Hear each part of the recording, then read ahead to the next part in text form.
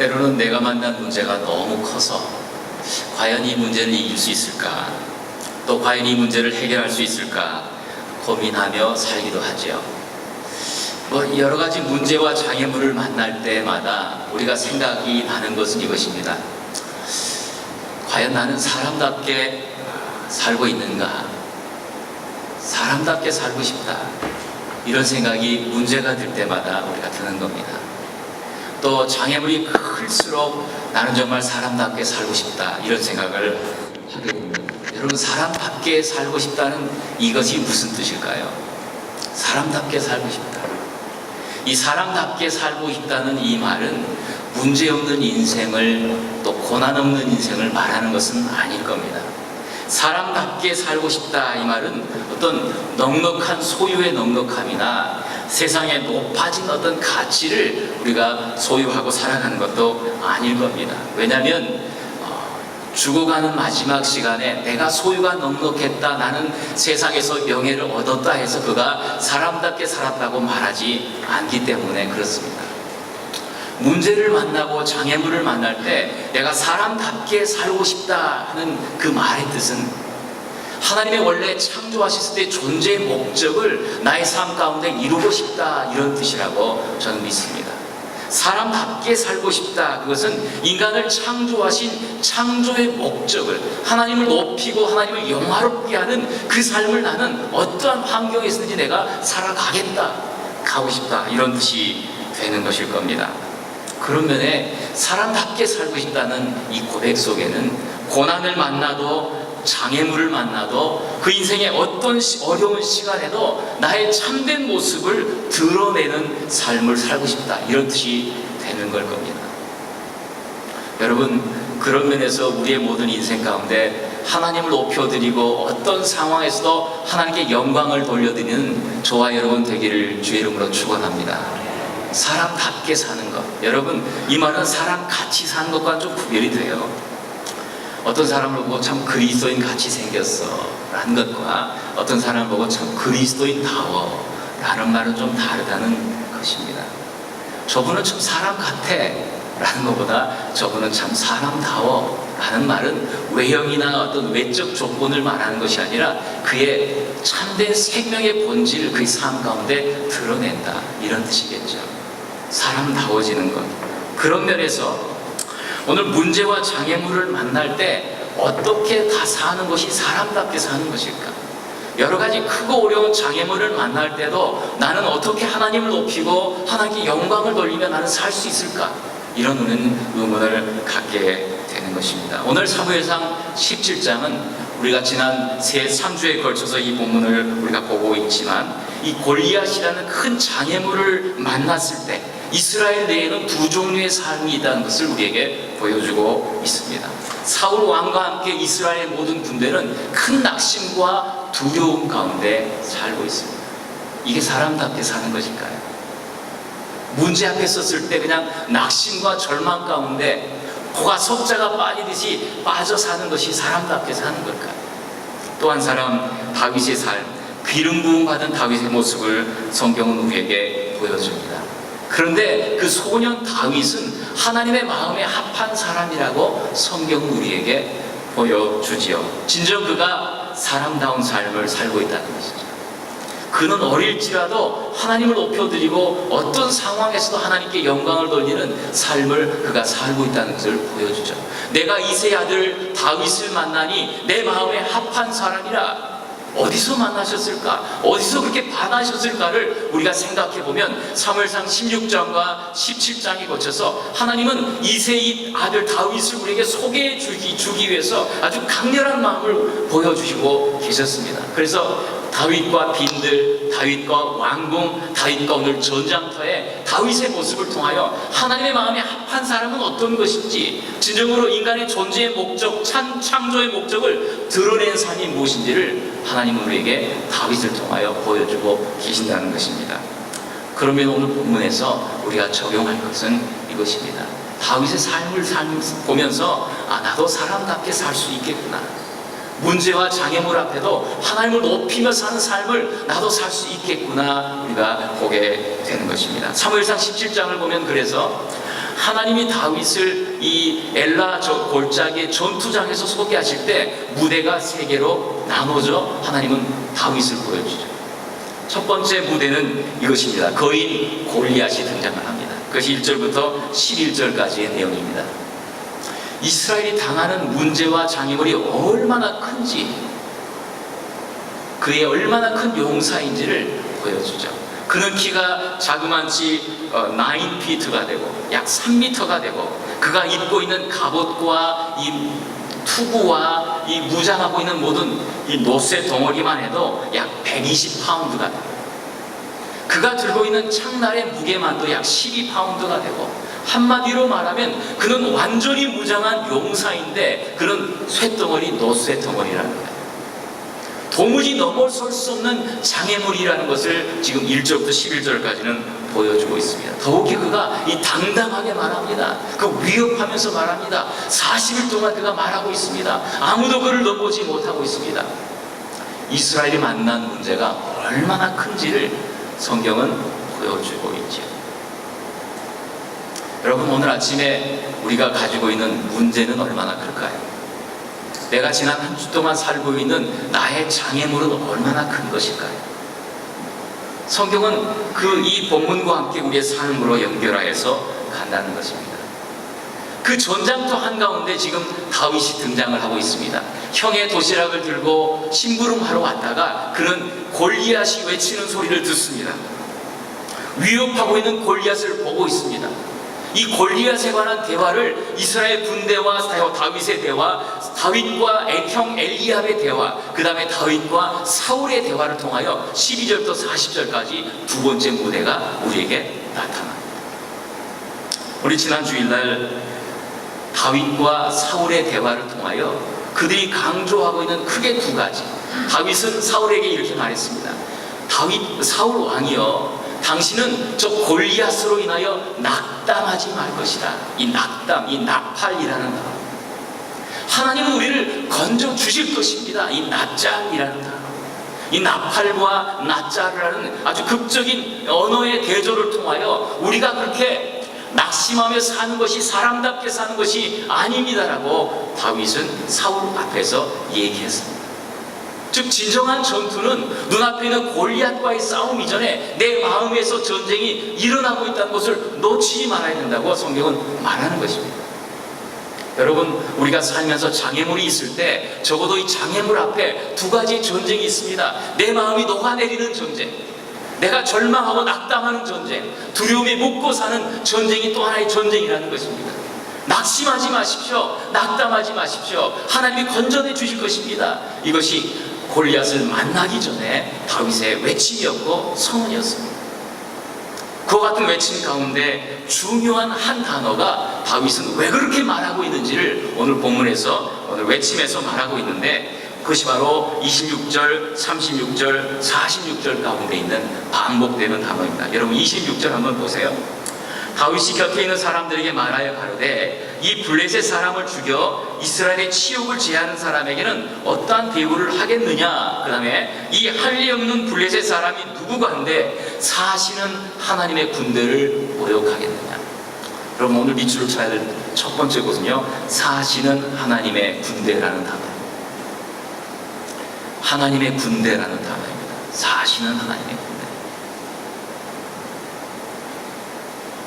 이 말을 형 앞에서, 사울 왕 앞에서, 골리앗 앞에서 사울은 외치고 나갑니다. 살아계신 하나님의 군대를 왜 저가 모욕하고 있느냐. 이 말이 그의 마음 중심에 하나님은 건져주실 것이니 우리가 낙심하지 않아야 될 근거가 되고 있다는 거예요. 다른 말로 말하면, 여러분, 지피지기면 백전백승이라는 말이 있잖아요. 저것을 보면서 왜 그렇게 떨고 있느냐 하는 부분에 도대체 너는 누구냐예요. 떨고 있는 너는 누구냐예요. 두려워 살고 있는 너는 누구냐예요. 너는 하나님의 군대가 아니냐는 것입니다. 너가 떨고 있는 너의 신분과 정체가 무엇이냐는 것입니다. 너는 하나님의 군대가 아니냐. 너는 너가 누구인지 잊었느냐라는 말을 지금 외치고 있는 거예요. 왜 낙심하고 절망하고 사느냐? 너가 하나님의 군대인 것을 잊었느냐 하는 말 속에 살아계신 하나님의 군대라는 말을 다윗은 반복하여 쓰고 있는 거예요. 여러분, 우리가 하나님의 살아계신 하나님의 군대인 줄 믿습니다. 살아계신 하나님의 군대.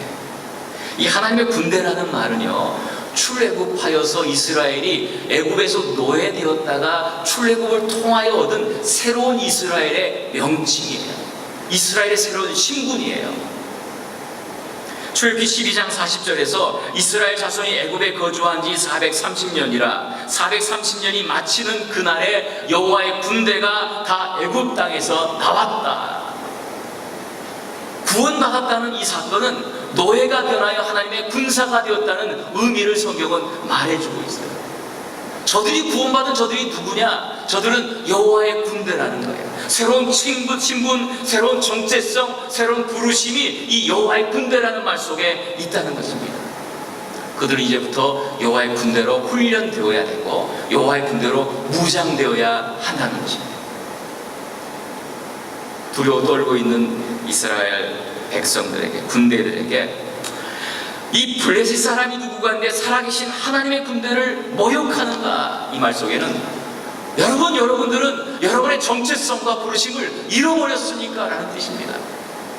여러분의 부르심은 어디 갔습니까? 문제 앞에 떨고 있는 여러분은 여러분의 영광스러운 부르심을 어디에서 잃어버렸습니까? 라는 외침이 되고 있는 거예요. 형 엘리압이 와서는 다윗을 보고 말합니다. 너가 여기서 왜 왔니? 너같이 교만한 아이가 여기서 무슨 말을 하고 있는 거니? 라고 말을 할 때 형 엘리압 앞에서 다윗은 똑같이 이 말을 하고 있습니다. 형, 어찌 이유가 없겠습니까? 형, 내가 무엇을 하였습니까? 형, 내가 말하고 있는 이유가 무엇인지 모르겠습니까? 이 할례 없는 블레셋 사람이 누구간데 하나님의 군대를 모욕하는 것입니까? 여러분, 이 말을 보세요. 형 엘리압은 다윗이 소년이고 어리다는 것을 압니다. 그런 군대 전쟁의 경험이 없다는 것도 압니다. 그가 너무 어리기 때문에 전쟁에 일어났어도 그가 양을 지키고 있는 어린 소년이라는 것을 압니다. 너가 왜 왔느냐? 너가 이렇게 말하는 것이 너의 교만이 아니냐라고 말을 할 때 다윗은 형 앞에 이렇게 말합니다. 어찌 이유가 없겠습니까? 어찌 이유가 없겠습니까? 내가 지금 무엇을 하고 있습니까? 이 말은 형, 내가 이렇게 말하는 이유를 모르겠습니까? 형조차도 왜 이렇게 두려워 낙심하며 떨고 있는 것입니까? 하나님의 군대는 어디 갔습니까? 부름받은 하나님의 군대가 이 골리앗 앞에 떨고 있는 게 맞는 겁니까? 여러분, 이 외침이 지금 전장도 한가운데서 다윗을 통하여 선언되고 있는 것입니다. 사울 왕 앞에서도 다윗은 똑같이 이 말을 했습니다. 이 할례 없는 블레셋 사람 앞에서 우리가 떨고 있는 것이 옳은 겁니까? 저 거인 골리앗을 인하여 사람은 낙담하지 않아야 됩니다. 여러분, 지난 한 주간을 또 지난 시간들을 돌아보면서 여러분이 낙심케 하는 어떤 그것들, 나를 절망케 하는 어떤 그것들, 그것으로 인하여 주저앉아버리고 싶은 그것들을 생각할 때마다 여러분에게 주어진 새로운 명칭인 하나님의 군대, 그리스도 예수의 좋은 군사라는 새로운 신분을 여러분 잊어버리지 않기를 바랍니다. 하나님의 군대가 어디 갔습니까?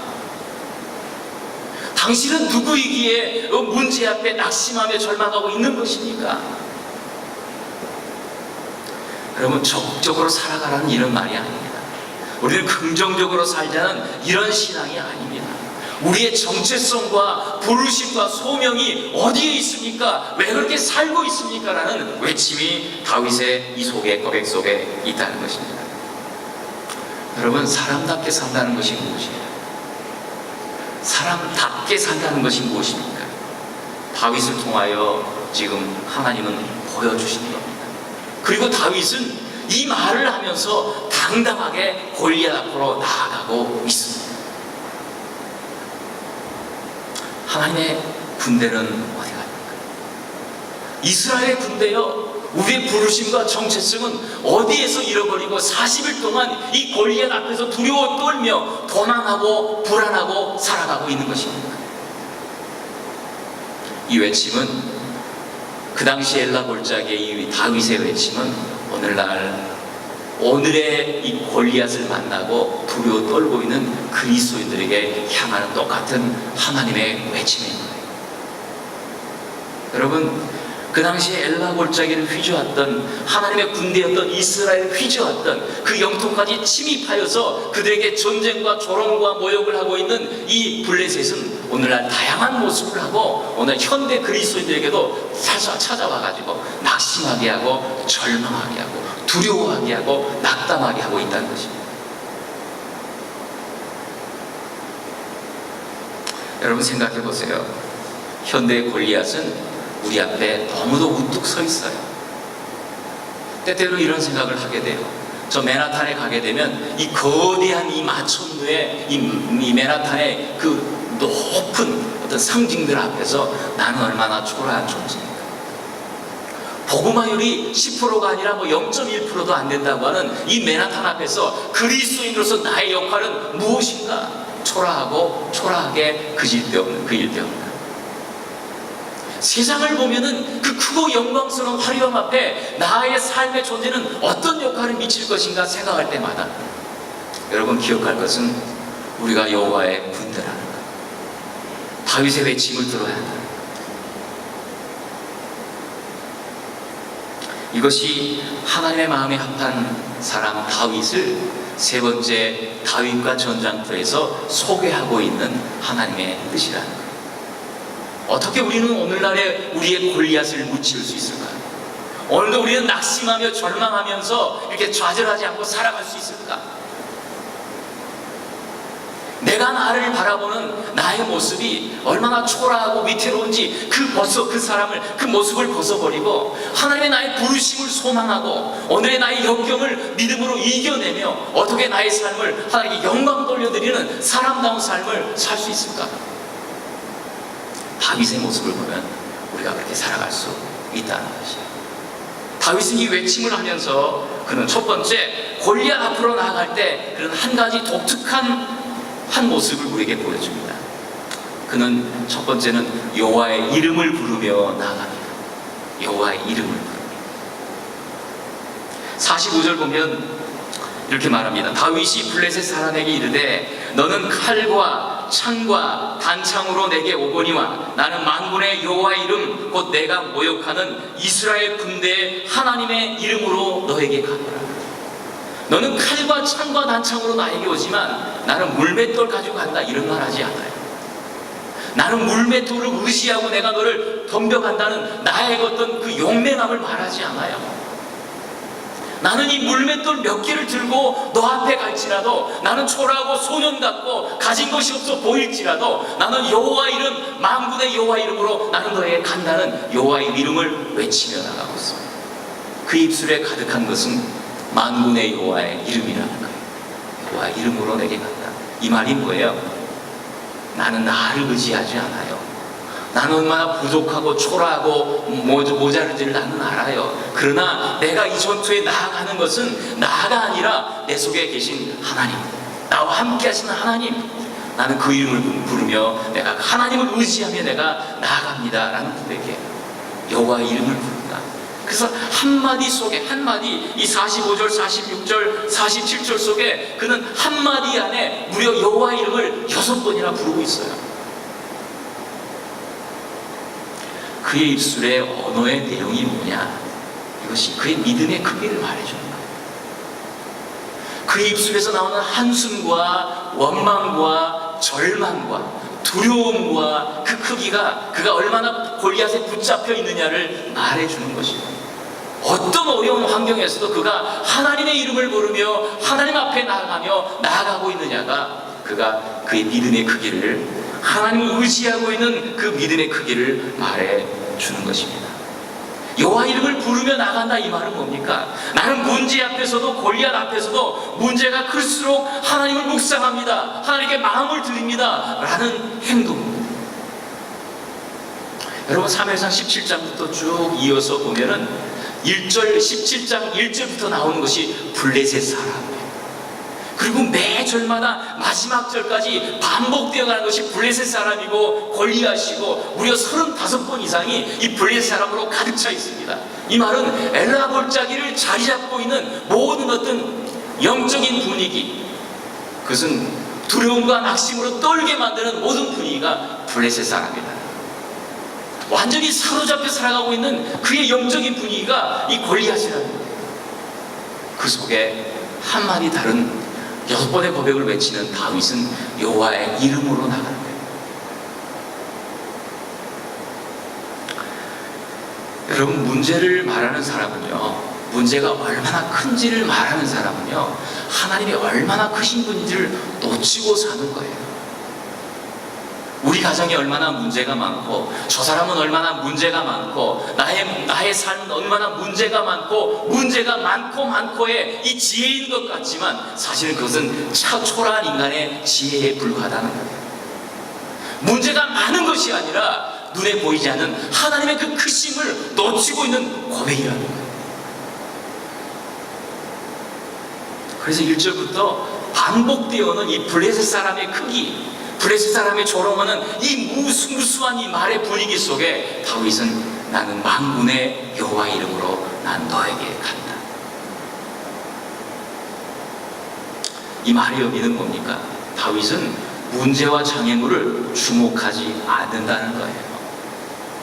문제보다 더 크신 하나님을 바라본다는 거예요.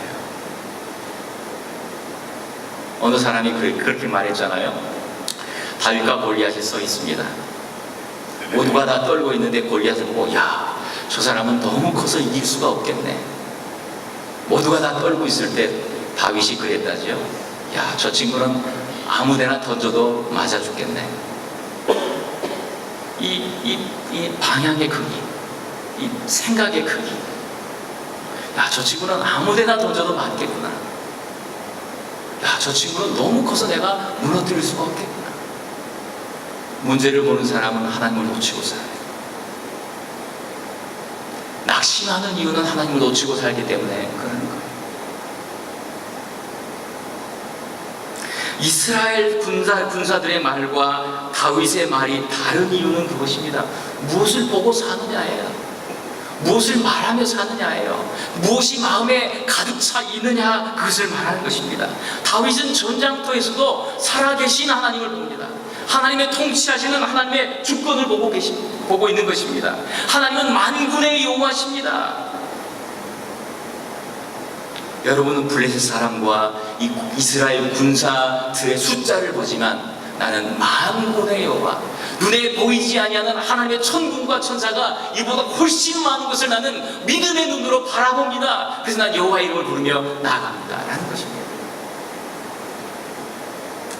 여러분, 성경에서는 하나님의 이름이 그래서 시대와 상황과 사건에 따라서 자신이 어떤 분인지를 자꾸 드러내 주셨어요.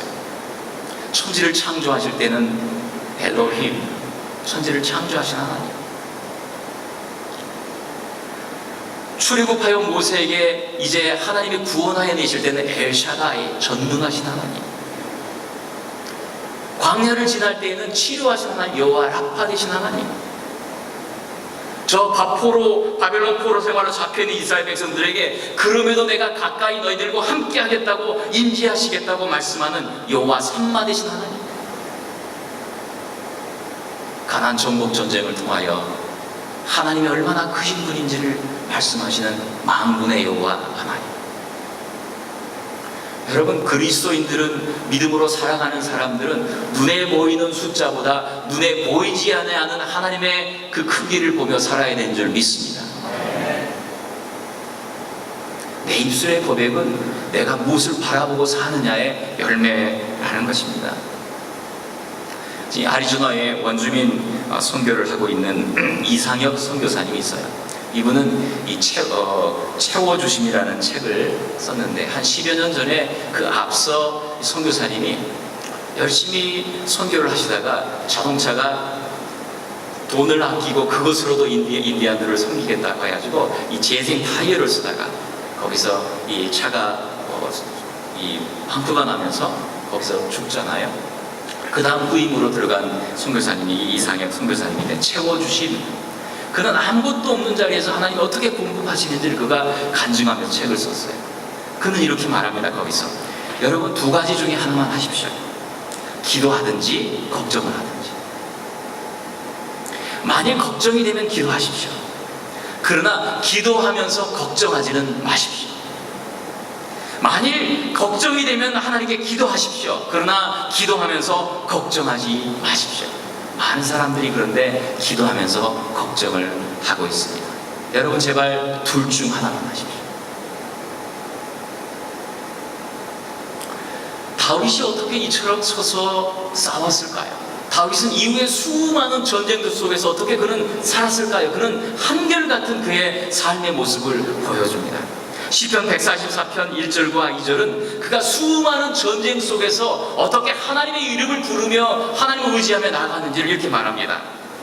나의 반석이신 여호와를 찬송하리로다. 그가 내 손을 훈련시켜 전쟁에 익숙하게 하시며 내 손가락을 단련시켜 전투에 익숙하게 하시는도다. 들어보세요. 여호와는 나의 반석, 나의 요새, 나의 산성, 나의 구원자, 나의 방패, 나의 피난처십니다. 이 각각의 이름 하나하나에 달려있는 수많은 다윗의 전쟁들을 한번 생각해 보세요. 그런 수많은 죽을 수밖에 없는 환경 속에서 하나님이 어떤 분이신가를 묵상하고 하나님을 의뢰하며 그리고 그 전쟁 가운데 나아가고 있는 거예요. 그래서 다윗의 아들 솔로몬이 잠언을 지으면서 아버지 다윗을 기억하고 있었던 것 같아요. 그래서 잠언 18장 10절은 솔로몬이 이렇게 고백을 합니다. 여호와의 이름은 견고한 망대라. 의인은 그리로 달려가 안전함을 얻느니라. 여러분 따라해보세요. 여호와의 이름은 견고한 망대라. 여호와의 이름은 견고한 망대라. 의인, 믿음으로 사는 사람들은 그리로 달려가 안전함을 얻는다. 안전하다 이 말은 그분이 나를 높여주신다는 거예요. 그분이 나를 높이 들어주신다는 거예요. 보호해 주신다는 거예요. 피난처가 되신다는 거예요. 요새가 되신다는 거예요. 여호와의 이름으로 나간다 이 말은 나는 저분의 인격을 의심하지 않습니다라는 겁니다. 나를 부르시고 나를 지으시고 나를 보내시고 나를 이 땅으로 맡겨주신 그 삶의 목적 가운데 하나님 분명히 나를 통하여 하실 일이 계실 터인데 나는 이 모든 장애물과 장애물 앞에서 나는 여기서 주저앉을 인생이 아니라는 것입니다. 그걸 확신하고 여호와 이름을 의지하고 그 인격을 의심하지 않으며 나아간다는 것을 말하는 겁니다. 여러분 보기 놀라운 것은 십자가의 예수 그리스도의 그 우리를 향하신 사랑 앞에 성소의 휘장이 열리면서 하나님과 우리와의 관계가 하나님의 자녀가 된 놀라운 특권을 우리는 얻게 된 사실입니다. 그때 이후부터 우리는 아까 우리 이 집사님이 기도한 것처럼 우리가 주님의 이름을 가지고 마음껏 언제든지 담대하게 나아갈 수 있는 새롭고 산 길이 열리게 된 것입니다. 지금까지는 너희가 내 이름으로 아무것도 구하지 아니하였으나 구하라 그리하면 받으리니 너희 기쁨이 충만하리라. 걱정하든지 기도하든지 둘 중에 하나만 하려는 거예요. 너희가 얻지 못하면 구하지 못합니다. 하나님 우리 아버지가 되십니다. 새로운 이름을 우리에게 주셨습니다. 아버지라고 부르게 하신 겁니다. 아비가 자식에게 좋은 것으로 줄 줄 알거든 하물며 너희일까 보냐 믿음이 적은 자들. 왜 코가 속자가 빠져서 한 주간을 사느냐 이 말이죠. 왜 하나님의 자녀 그리스도 예수의 좋은 군사라고 말하면서도 오늘도 마음에 어둠이 가득하냐 이 말입니다. 문제가 없는 인생이 없고 장애물이 없는 인생이 없는 터인데도 우리는 나의 문제가 가장 큰다고 말하면서 그렇게 주저앉아 있느냐 말하는 것입니다. 골리앗 앞에 선 다윗은 블레셋 이름을 2번 말할 뿐이에요. 그리고 6번 하나님의 9번 하나님의 이름을 부르며 그는 그 이름을 붙잡으며 나아가고 있는 것입니다. 여호와 이름을 부르며 나아가고 있는 이 다윗의 두 번째 모습은요, 여호와 이름을 부르는 이유는 여호와의 구원 때문에요. 여호와의 구원하심 때문에 그러는 것입니다. 이 46절과 47절을 보면 오늘 여호와께서 너를 내 손에 붙이시리니 내가 너를 쳐서 내 머리를 베고 블레셋 군대의 시체로 오늘날 공중의 새와 땅의 들짐승에게 주어 온 땅으로 이스라엘의 하나님이 계신 줄을 알게 하겠고, 또 여호와의 구원이, 여기에 밑줄을 쳐, 여호와의 구원하심이 밑줄을 쳐놓으세요. 여호와의 이름을 우리가 밑줄을 그었다면 여호와의 구원하심을 밑줄을 쳐놓으세요. 여호와의 구원하심이 칼과 창에 있지 아니함을 이 무리로 알게 하리라. 그 다음 밑줄을 쳐놓을 것은 전쟁은 여호와께 속한 것입니다. 여호와의 구원하심이 여호와에게 오는데 전쟁은 여호와께 속한 것입니다. 이 전쟁의 분명한 성격을 그는 알고 있는 것입니다. 칼과 창의 어떤 숫자의 크기로 전쟁의 성패가 달린 것이 아니라 전쟁은 여호와께 속한 것입니다. 나는 여호와의 군대입니다. 그러면 우리의 대장은 그리스도십니다. 우리의 대장은 하나님이십니다라는 고백을 지금 선언하고 있는 것입니다. 여러분, 이처럼 다윗이 당당한 이유가 뭐예요? 하나님은 구원하실 것이라고 미래형으로 이렇게 선포하고 있는 이유가 뭐예요? 잘 생각해보면 여러분, 이 땅은 지금 가나안 땅이에요. 블레셋 사람들이 지금 가나안 땅에 침략하여 와 있습니다. 여호수아를 통하여 맨 처음에 이스라엘을 가나안 정복 전쟁을 지켜갈 때 하나님은 약속하셨어요. 너희가 발바닥으로 밟는 것을 다 너희에게 주겠다 약속하셨어요. 이 사실이 얼마나 확실한지 미래형으로, 미래 완료형으로, 과거의 완료형으로 그렇게 아직도 밟아보지 않는 땅을 주었다라고 표현해요. 주었다. 하나님의 약속이 너무 확실하기 때문에 믿음으로 살아가는 사람들에게는 하나님의 나라가 자기가 머무는 자리에 천국으로 임하게 될 것이라는 약속이 바로 너희가 발바닥으로 밟는 것을 너에게 주었다라는 약속입니다. 그때부터 이 말씀의 약속에 순종하는 사람들에게는 여리고 성이 무너지고, 순종하는 사람들에게는 해가 중천에 머물러 있고요, 삶의 역사와 기적들, 하나님의 간섭들이 나타나기 시작합니다. 다윗이 여호와의 구원하심이 여기에 있을 것이라고 미래형으로 선언하면서 담대히 이 골리앗 앞에 나아갈 수 있는 이유는 내가 발바닥으로 밟는 것, 믿음으로 사는 곳마다 하나님의 나라가 임하기 때문인 거라는 약속 때문에 그러는 것입니다. 여러분, 그렇다면 우리 앞에 아직 실현되지 않는 약속이 있어요. 나의 문제와 나의 장애물 앞에 내가 절망할 것이 아니라는 사실입니다. 이 문제 앞에, 장애물 앞에 그것이 얼마나 크든지에 관계없이 내가 믿음으로 발바닥으로 걷는 그 자리에는 하나님의 나라가 임하게 된 걸 믿는 것입니다. 그런 날이 올 것을 우리가 아는 것입니다. 이게 여호와의 구원하심을 바라보고 뛰어가는 다윗의 모습이에요.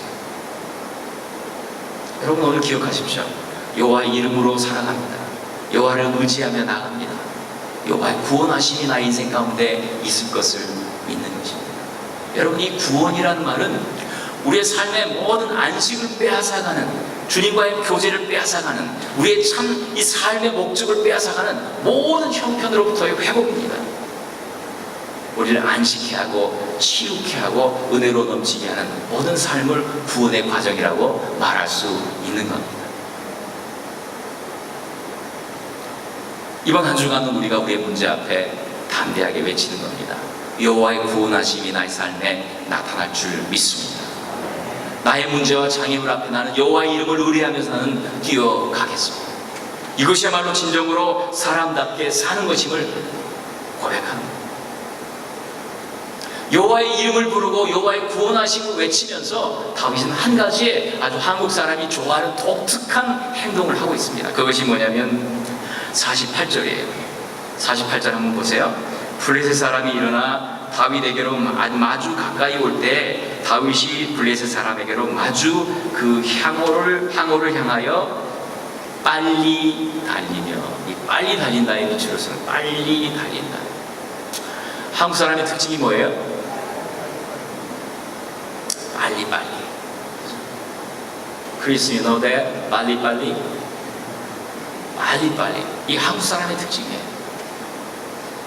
그런데 다윗의 오늘 주저하지 않는 믿음의 행동을 빨리 달린다. 이 본문의 배경은 이것입니다. 블레셋 사람이 골리앗이 일어나서 너가 나를 조롱하느냐고 다윗 앞으로 걸어 나올 때 다윗은 돌멩이를 들고 그는 걸어오는 골리앗을 향하여 빨리 달려가고 있습니다. 생각해 보세요. 탐색전이 아니에요. 지금 뭐 돌아가면서 무엇인가를 어떻게 이길까는 꾀를 부리는 것이 아니에요. 그는 믿음으로 빨리 달리며 전진을 하는데 그 다음에 5가지의 연결 동사가 그리고라는 말이 언어에 그대로 나타납니다. 블레셋 사람이 일어나서 달려올 때 49절 손을 주머니에 넣고 그리고 돌을 취하고 그리고 물매로 던져 그리고 블레셋 사람이 이 말을 치네. 이 타협하지 않는 이 다윗의 믿음의 행동, 이 말의 의미가 뭡니까? 여러분, 믿음은 말에 있지 않아요. 그가 얼마나 아름답고 화려하고 고상한 말을 하고 있느냐, 그의 신앙 고백에 말에 있지 않는 것입니다. 여호와의 이름을 부르고 여호와의 구원하심을 선포하고 나아가는 믿음의 이 다윗의 삶에서는 이 빨리 달리고 라는 5가지 연결 동작을 통하여 그가 얼마나 주저없이 뛰어가고 있는가를 고백하는 겁니다.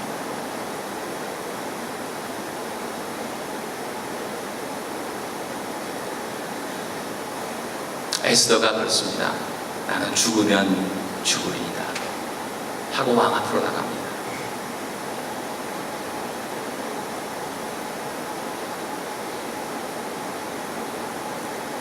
여러분, 믿음의 선진들은 믿음의 행동에서 타협함이 없습니다. 이 빨리 달린다는 이것은 이스라엘을 참으로 이 배경으로 아주 대조되는 이스라엘 모습과 두드러진 하나님의 사람의 합한 모습이에요. 여호수아는 이스라엘 백성들이 그 가나안 땅을 점령해서 거점 정복을 했지만 부분 정복을 마치지 못할 때 3가지를 경고합니다. 너희 제발 지금부터 너희가 알아야 될 것은 타협하지 않아야 돼. 나는 능력이 없다고 말하면 안 돼. 그리고 미루거나 게을러서는 안 돼. 이 3가지를 여호수아 후반에서 사도 바울은 3가지를 경고하고 있어요. 나는 할 수 없어요. 나는 나이가 많아요. 나는 능력이 없어요. 나는 이것저것이 없어요. 라는 이 할 수 없다는 말. 그 다음에 나 적당히 살겠어요. 이 타협하면서 하는 거. 아니 나중에 할게요. 라는 이 미움과 게으름의 문제를 3가지를 이스라엘 역사 가운데 그대로 역사에서 여호수아에 드러낼 때 다윗의 삶은 그러지 않았다는 거예요. 빨리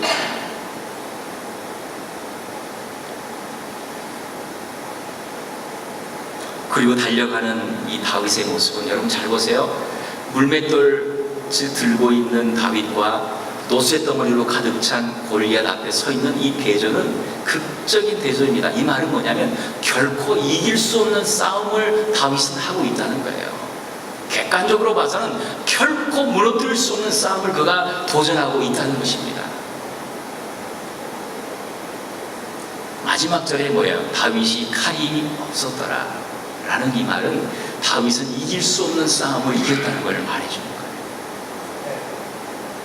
믿음으로 사는 삶이 이것입니다. 너희 안에 계시는 이가 세상보다 크시니 세상을 이기는 이김은 이것이니 너희의 믿음입니다. 믿음으로 살아가는 삶이 얼마나 독특한지, 우리가 얼마나 하나님을 제한하고 있는지, 눈에 보이는 것으로 하나님을 리미테이션하고 있는지를 성경은 보여주는 것입니다. 다윗을 보면요, 예수님이 보여요. 그래서 다윗을 보면 예수님의 삶이 나타나요. 다윗 한 사람의 승리가 이스라엘을 자유케 합니다. 다윗의 물맷돌로 이길 수 없는 싸움에서 그 속에서 이스라엘은 블레셋으로부터 승리를 얻습니다. 그는 승리자가 됩니다. 예수님에게 십자가가 있었습니다. 모든 사람이 십자가를 보고 거기에는 이길 수 없는 싸움이라는 것을 알게 되는 겁니다. 그럼에도 예수님은 십자가를 통하여 죄와 사망과 어둠의 권세를 이기고 내신 겁니다. 예수님은 승리자가 되신 겁니다. 다윗에게는 물맷돌이 있었다면 예수님의 십자가가 있어서 전 인류를 자유케 하고 해방시키는 구원의 모습을 우리에게 드러내 주신 겁니다. 여러분, 오늘도 우리는 이 맨하탄의 마천루 앞에서 아주 나약한 존재로 서 있을 수 있습니다. 도대체 나는 무엇일까? 나의 문제 앞에 나는 절망할 수 있습니다. 그러나 물매를 가지고 이스라엘을 승리케 하는 다윗, 십자가를 가지고 온 인류의 죄와 사망을 이기신 우리 주님 앞에 우리도 동일하게 주님 닮아 다윗을 쫓아 우리의 믿음의 걸음을 걸어가는 것입니다.